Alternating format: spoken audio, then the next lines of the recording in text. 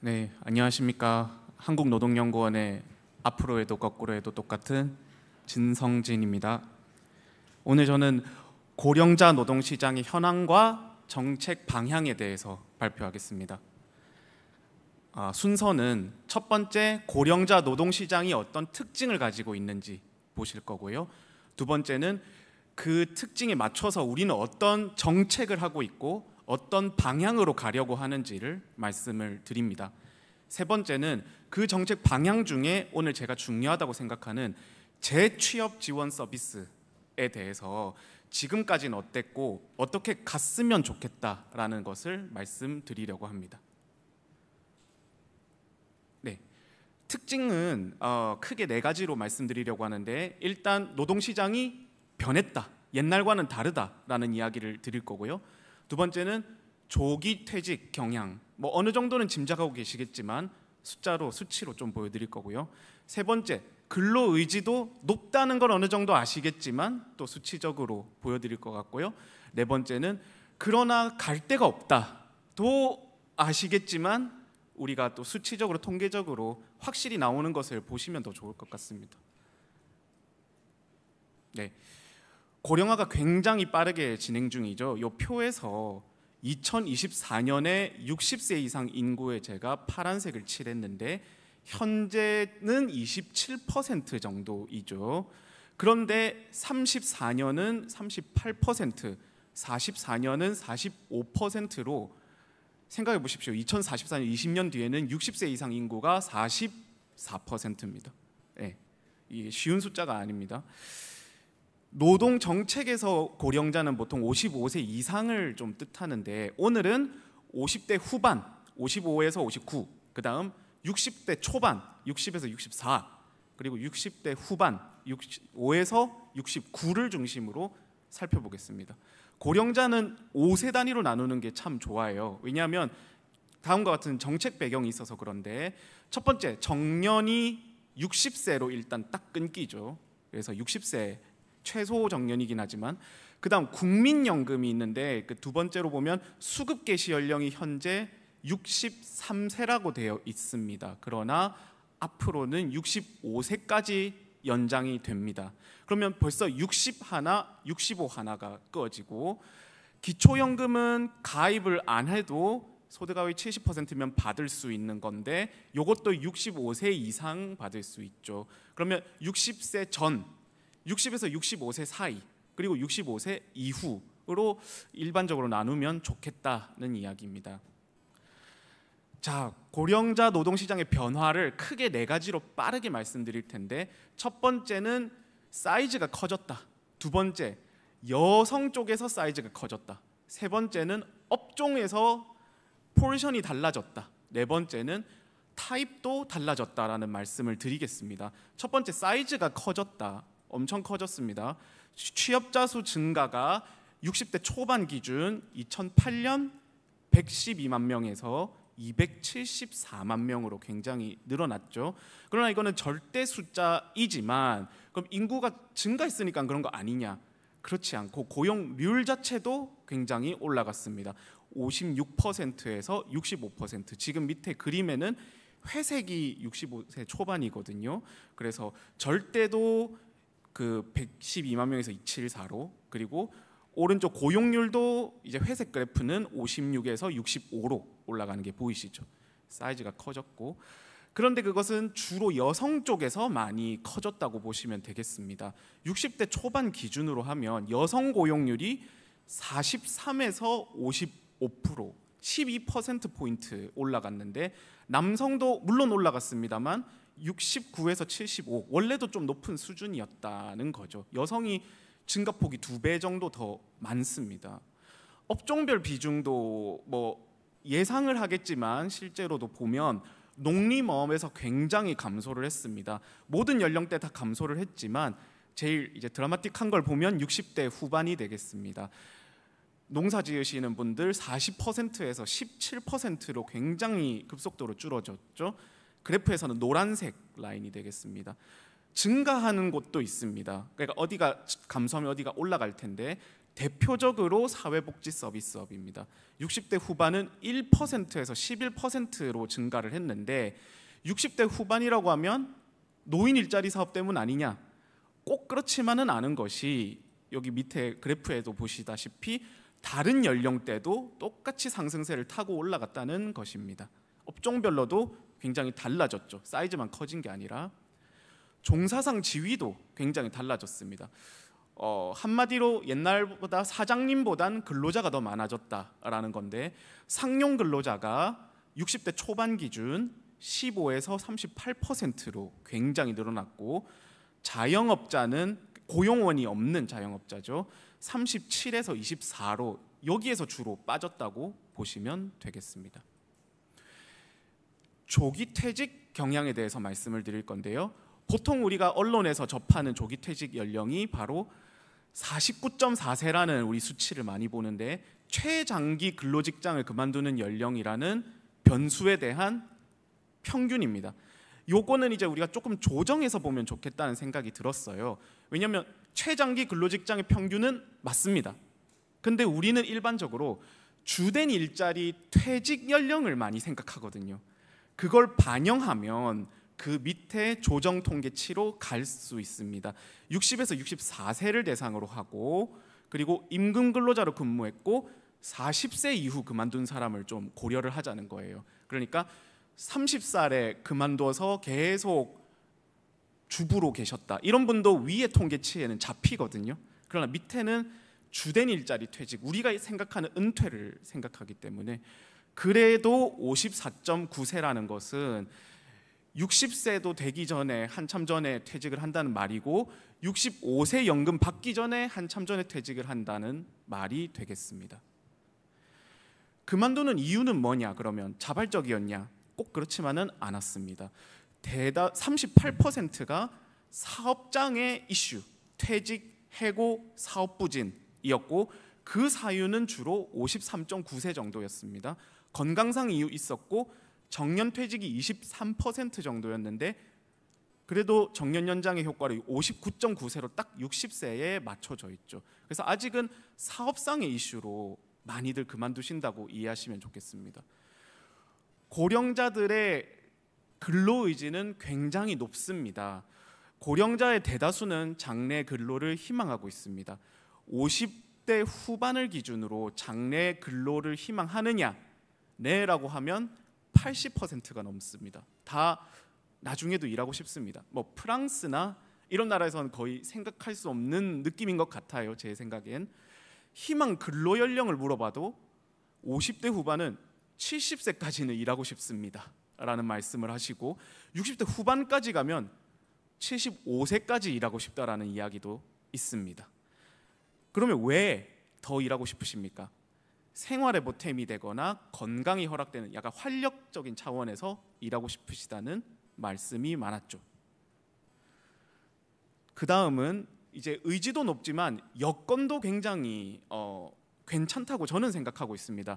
아까 최세림 박사님 말씀하신 건강 수명이 늘어났습니다. 그러니까 병이나 이런 거 없이 건강하게 지내는 연령이 옛날에는 66.6세였지만 지금은 72.5세로 5, 6세 가량 늘어났죠. 그리고 제가 주목하고 있는 건 대학 진학률이 지금까지는 별로지만 앞으로 굉장히 올라갈 겁니다. 그러니까 1973년생이 2028년에 55세가 됩니다. 전도연 씨나 제가 알기로 유재석 씨도 73년생. 그러니까 곧 이분들도 고령자예요. 이분들까지는 대학 진학률이 24.9%, 25%. 그런데 하정우 씨나 손석구 씨나 권지용 씨 쪽으로 가면 나중에는 70.3%. 그러니까 저희 때는 진짜 물론 대학이라고 다 그런 건 아니겠지만 어쨌든 대학을 경험한 사람들이 많아진다. 그러면 근로를 희망도 하겠지만 어떤 일자리를 희망하는지도 좀 달라질 수 있고 그런 이슈가 있다는 거죠. 그런데 지금까지는 좀 좋은 이야기를 했던 것 같지만 우리가 또 봐야 될 것은 노동 수요는 고령자를 원하는 노동 수요는 굉장히 제한적입니다. 이게 제 연구에서 고령자를 고용하는 사업체를 신규 고용하는 타입과 계속 고용이라고 하면 이제 그대로 고용을 연장시키는 타입으로 나눴을 때 신규 고용을 하는 업종 스타일은 운수, 버스, 택시, 사업시설 관리, 사회복지 서비스업에 주로 분포가 되어 있다는 거예요. 네. 그런데 계속 고용은 그렇지 않습니다. 막 정보통신업도 있고 금융 및 보험업도 있거든요. 굉장히 다르죠. 신규 고용을 하는 유형의 규모는 10인 이하 규모가 상대적으로 많았다는 거예요. 그러니까 굉장히 뒤에 토론문에도 그런 이야기가 있던데 조금은 일자리의 질이 높지는 않다, 좋지는 않다라고 볼 수도 있습니다. 이거는 좋게 괜찮다고 받아들이는 분도 많고요. 왜냐하면 이게 유연한 시간으로 갈 수 있기 때문에 여러 가지로 받아들이신 것 같습니다. 지금까지 좀 현황을 말씀드렸으면 그 다음은 이분들에 대해 우리가 어떻게 정책을 펼치고 있느냐에 대해서 말씀드리겠습니다. 첫 번째는 고용을 유지하는 것을 어떻게 도와드리고 있느냐, 두 번째는 이미 나오신 분을 어떻게 재취업할 수 있게 돕고 있느냐를 나누어서 말씀드릴게요. 첫 번째는 고용 유지 파트입니다. 일단 큰 정책 방향으로는 정년 연장과 재고용이 주로 논의가 되고 있습니다. 지금 정부의 방향은 파란색으로 적었듯이 단계적 정년 연장을 추진하시겠다고 일단은 얘기가 되어 있죠. 정년 연장의 특징을 보면 근로자의 노동 지위가 임금이나 고용 연장이 보장이 됩니다. 그리고 정년 연장이 되면 정년과 연금 수급 연령의 공백이 줄어들겠죠. 그리고 정년 퇴직 규모는 많지 않지만 아까 20% 정도라고 했는데 이게 최저임금처럼 사회 규범적인 성격이 있단 말입니다. 그래서 이게 상징적인 의미를 가지고 상징적인 의미가 있기 때문에 실질적인 의미가 나오는 느낌도 있다는 거예요. 그래서 정년 연장은 10% 20%밖에 안 되는 분들에게 그러나 이것이 갖는 의미는 있다라고 볼 수 있습니다. 그럼 다 좋느냐? 이제 그렇지 않다라고 하는 의견은 주로 기업의 부담은 어떻게 할 것이냐.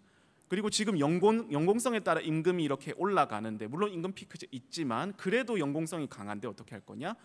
청년 고용이 위축될 거다라는 말씀도 있으시죠. 한편으론 사실은 재고용 이야기도 많았습니다. 그런데 요 정부 들어서 이제 논의가 좀 스탑이 됐죠. 재고용은 정년 이후 재계약 방식으로 이렇게 새로 임금을 좀 깎고 직무도 좀 바뀌면서 들어가는 거죠. 일본도 60세 정년이고 60에서 65세까지는 재계약, 재고용 스타일로 들어갑니다. 이렇게 하면 기업 부담이 완화되고 그리고 의무 재고용 및 선별 재고용 사례는 이미 다른 기업들에서도 하고 있기 때문에 저희 연구원에서도 살짝 하고 있기 때문에 안정적으로 이행이 될 수도 있는 거죠. 그러나 또 이게 다 좋으냐? 이게 기업별로 노사 협상력에 따라서 어디는 굉장히 노사 이런 협상력에 따라서 페어하게 할 수도 있지만 어느 쪽에서 기울다 보면 이게 굉장히 기운 결과가 나올 수도 있다는 위험이 있습니다. 그런 방향이 있고요. 지금까지는 이걸 많이 밀어붙이진 못했고 지금은 주로 고용지원금을 운영하는 쪽을 조금은 소극적으로 운영을 했죠. 그러나 이 계속고용 장려금이나 고용지원금 같은 경우에는 어느 정도 효과가 있었다는 연구가 있습니다. 이게 자랑스럽게도 저희 연구원 연구고요. 그 다음은 재취업 지원 파트에 대한 이야기입니다. 시간상 제가 현행 정책보다는 정책 방향 이야기를 좀 드릴게요. 재직자 대상 재취업 지원 제도라는 것이 확대가 되었습니다. 이거 처음 보시는 분들도 많겠지만 2020년에 도입이 됐고요. 이 내용은 1000인 이상 기업, 대기업이겠죠. 1000인 이상 기업이 대상이고 의무 대상입니다. 무조건 해. 내용은 50세 이상 비자발적 퇴직 예정자. 그러니까 자발적인 분들은 또 포함이 안 돼요. 비자발적 퇴직 예정자에게 1번 경력 설계, 2번 취업 알선, 3번 취창업 교육 서비스 셋 중 하나를 제공해라 라는 것이 의무화가 되었습니다. 그리고 현 정부에서는 어쨌든 공약이나 이런 것들을 통해서 1000인 이상 기업이었죠. 이제는 300인 이상 기업으로 확장하겠습니다 라는 안을 내었습니다. 저는 좋은 방향이라고 생각을 합니다. 그러면 이 정책에 대한 한계점, 그리고 한계점이 있으면 또 어떻게 개선을 할지에 대해서 좀 말씀을 드리고 마무리를 짓겠습니다. 의무화 대상이 확대를 할 거라고 했잖아요. 1000인 이상에서 300인 이하까지도 포괄을 할 것이다. 그리고 정책이라는 것은 그렇게 치고 나가야 나중에 내실화를 이어가는 그런 것들은 저는 좋은 흐름이라고 생각을 합니다. 그럼에도 이제 저희 같은 연구자들은 내실화를 어떻게 하는지도 제안을 해야 되는 거죠. 지은정 박사님 고용정보원 박사님이 2024년 행정 자료를 가지고 연구하신 바에 의하면 성과도 있었습니다. 2020년 초반에 비해서 제공 기업도 의무 대상을 100%라고 했을 때 35에서 59.8%로 대폭 늘어났고요. 참여 근로자도 비중은 뭐 크게 안 늘어난 것 같지만 절대 숫자를 보면 근 2배 정도 13,000명에서 26,000명 정도로 25,000명 정도로 늘어났죠. 그래서 어느 정도 이제 보급이 되고 있는 겁니다. 그런데 구조적인 한계가 있습니다. 첫 번째, 원칙적으로 기업이 비용을 부담해야 됩니다. 그러니까 이게 재취업 지원 서비스라는 게 정리해고를 할 때 재취업 지원 서비스를 해라, 약간 그런 컨셉이 있었던 것 같아요, 옛날에는. 근데 지금은 그게 강하지 않다라는 연구 결과가 있거든요. 어쨌든 기업이 다 비용을 부담해야 됩니다. 지원은 그러면 뭘 해주고 있냐? 컨설팅 무료, 그리고 1000인 밑에 의무가 아니지만 저희 할게요 라고 하는 데는 좀 지원해 줍니다. 그런 한계가 있고요. 두 번째, 의무이지만 구속력은 약합니다. 우리 자전거 탈 때 헬멧 의무이지만 걸려도 뭐 벌금 떼거나 그러지 않습니다. 이것도 마찬가지로 운영 결과 보고하지 않을 경우 과태료가 부과될 수 있음이라고만 적혀 있어요. 그런 사례도 아마 없을 겁니다. 의무 이행 그리고 근로자의 52.4%는 미참여 동의서를 내면은 또 그거를 카운트를 해줘요. 너 사정 있구나, 그렇게 해줍니다. 그러니까 기업 쪽의 부담을 그래도 인정하고 조금은 열어주신 또 정책적 장치죠. 뭐 그런 면에서는 좋다고 생각합니다. 그 밑으로는 진로 설계 취업 알선 교육 훈련이 어쨌든 질적으로도 내실화가 되어야겠습니다. 그래서 제가 생각하는 방법은 이제 이런 것들인데요. 첫 번째 큰 컨셉은 이겁니다. 재취업 지원 서비스는 건강검진과 굉장히 비슷한 성격을 가지고 있다는 게 제 아이디어입니다. 첫 번째, 조기 퇴직과 건강검진에서 두려워하는 건강 악화는 대다수가 생애 과정에서 겪을 일반적인 리스크입니다. 철밥통들 물론 있죠. 그러나 철밥통도 60세 이후면은 갈 데가 없어요. 그러니까 모두가 겪을 리스크일 수 있다는 겁니다. 건강한 사람도 건강검진을 받는단 말입니다. 네, 두 번째는 조기 퇴직과 건강 악화는 미리 정기적으로 점검하고 대비할수록 좋다는 겁니다. 갑자기 건강검진하면 손 쓸 수 있는 방법이 없을 경우도 많아요. 그렇고 조기 퇴직도 저는 그렇게 생각을 하고 있습니다. 그래서 운영 체계 자체도 건강검진과 비슷하게 가면 어떨까라는 제안이었습니다. 첫 번째, 주기적으로 해라. 지금은 원샷인데 이를테면 48세 이후 3년을 주기로 하는 건 어떠냐. 그러면 54세 뭐 이렇게 조기 퇴직하시는 분도 48, 51 두 번은 하는 겁니다. 60세 정년인 분도 48, 51, 54, 57 네 번은 하는 겁니다. 어쨌든 귀찮더라도 1년, 그러니까 한 4번 정도는 내가 생각을 했었다는 거죠. 네, 그런 차이가 있겠고요. 그다음 그 밑에는 위탁 및 바우처 위주로 운영해라. 우리 회사에 있는 보건실 가지 않잖아요. 어떤 병원에 가지 않습니까? 지금도 위탁이나 바우처를 할 수 있습니다만 지금은 주로 인사팀에서 뭔가 프로그램을 꾸리는 경우가 많아요. 그러나 이거를 위탁 및 바우처 위주로 운영하고, 그러면 그 퀄리티는 어떻게 할 거냐?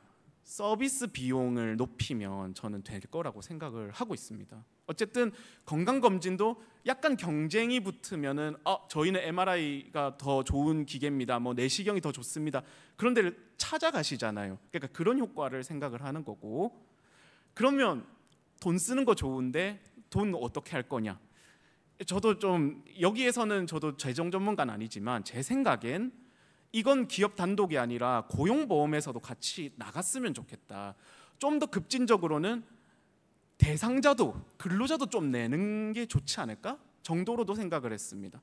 그러면 그 밑에 고용보험기금이 무슨 뭐 너희 집 주머니도 아니고 아무 때나 쓸 수 있냐, 그 정당성에 대한 논의를 생각해 봤을 때 찬성 논리와 반대 논리를 적어봤지만 제 생각엔 찬성 논리가 좀 더 유리한 것 같아요. 이건 시간 관계상 표를 읽어보시면 더 좋을 것 같고, 핵심 쟁점은 그래서 고용보험 기금을 지금 현재 어렵다면, 저는 이 고용보험도 구직급여 쪽 개정이 있고 고용안정 직업능력 쪽 개정이 있습니다만, 고용안정 직업능력 쪽 개정의 요율을 올리는 게 괜찮지 않을까라는 생각을 하고 있고, 이게 그렇게 부당하진 않은 게 이미 차등적으로 요율을 주고 있어요.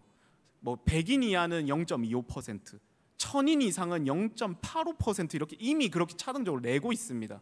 그렇기 때문에 1000인 이상의 뭐 0.85에서 0.95%로 높여서 대신 우리가 재취업 지원 서비스는 커버해 줄게, 이런 방식으로 가는 게 더 유효하지 않을까라는 생각을 하고, 갑자기 은퇴해서 정말 재취업직을 찾는 것은 어렵습니다. 그것은 이미 막 신문 사설이나 책이나 여러 가지 에피소드들이 많습니다. 모두가 또 느끼는 거고요.